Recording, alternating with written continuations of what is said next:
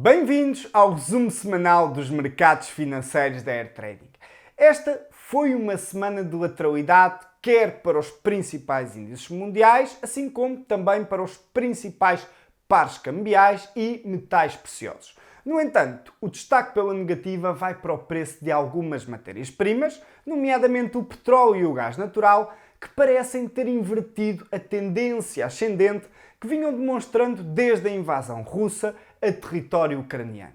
Em termos de eventos macroeconómicos relevantes, destacamos o dado da inflação no Reino Unido, o qual renovou os máximos dos últimos 40 anos ao se situar nos 9,1%, pressionando assim ainda mais o Banco de Inglaterra a manter a subida da taxa de juros, como tem feito ultimamente, para as próximas reuniões. E destacamos também o testemunho de Jerome Powell, o governador da Reserva Federal Norte-Americana, a Fed, perante o Senado e a Câmara dos Representantes, esta semana reafirmou a determinação da Fed em continuar a aumentar as taxas de juros para desacelerar a inflação e também adiantou que a decisão vai ser feita reunião a reunião com base nos dados recebidos e na evolução das perspectivas para a economia.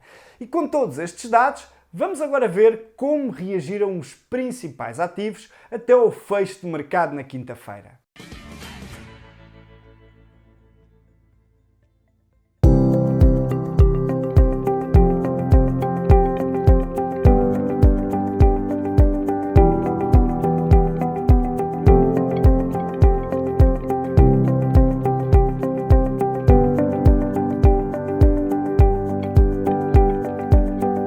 Relativamente à oportunidade desta semana, destacamos o comportamento em termos técnicos do milho. Observando o gráfico em velas mensais do milho, é possível percebermos que temos aqui mais um ativo que contribuiu durante este último ano para que a inflação tivesse disparado. Basicamente, desde os mínimos feitos em agosto de 2020 até aos máximos atingidos este ano, o milho valorizou à volta dos 170%, ou seja, quase que triplicou de valor. Se olharmos para trás no tempo, vamos reparar que basicamente atingimos os máximos que tinham sido feitos quer em 2008, quer em 2011. E desde então o ritmo de subidas abrandou. Por isso, aquilo que deveríamos marcar no gráfico são exatamente estes máximos que foram feitos aqui em 2008, pois é uma zona de grande importância em termos técnicos. Então, passando agora para velas de períodos diários e aproximando-nos do movimento de mais curto prazo, constatamos que após o preço ter tocado em março pela primeira vez os 780, o mesmo acabou por encontrar aqui pressão vendedora e acabou por descair dos 780 aos 720. Entretanto, mais tarde voltou a reagir e em abril já conseguiu quebrar esta região dos 780. O que acontece é que depois, mais tarde, em maio, voltamos outra vez para baixo dos 780, significando então que essa ruptura que tínhamos feito aqui em abril dos 780 acabou por ser o chamado false breakout. Portanto, ou seja, não é uma ruptura verdadeira. A partir do momento que o preço veio para baixo dos 780, ou seja, veio para baixo desta linha, a mesma passou outra vez a ser uma zona de resistência muito importante de longo prazo, a qual está marcada desde 2008.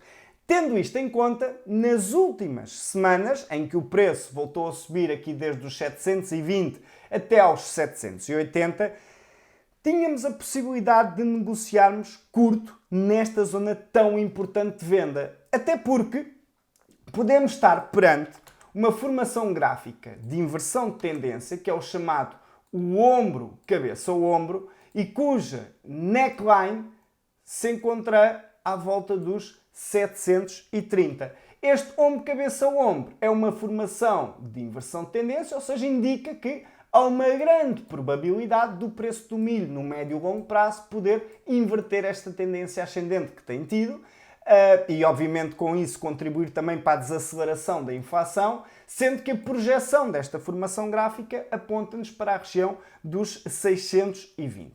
No entanto, o nosso objetivo para este trade passava apenas por aproveitarmos esta correção desde os 780 até perto da neckline. E foi certo, exatamente isso que fizemos. Ou seja, o mercado deu-nos a possibilidade de beneficiar de uma queda em torno dos 6-7% ao longo destes últimos dias.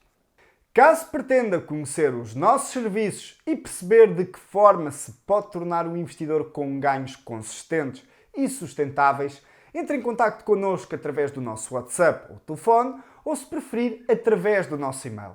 Nós voltamos para a semana, um bom fim de semana e bons trades!